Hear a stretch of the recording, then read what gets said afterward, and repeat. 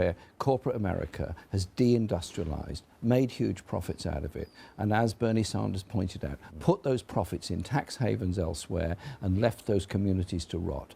Trump decided to use the populist agenda. He blamed Muslims, he blamed Mexicans, he blamed women, he blamed anybody he could think of, except the very corporate America that in many ways he actually represents.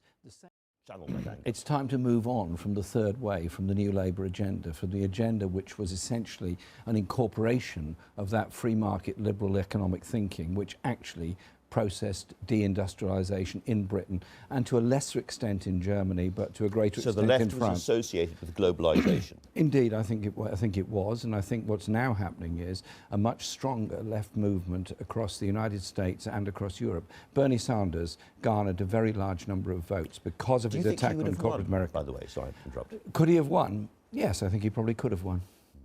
Look at it this way. Over the past 6 years, average wages in Britain have stagnated or fallen. Most families are £3,500 a year worse off than they were 5 years, 6 years ago. Public services have been cut.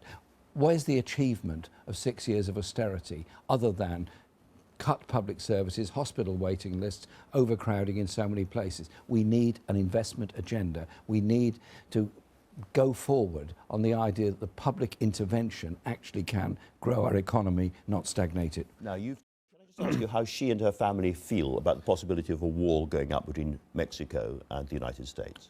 Absolute anger and outrage.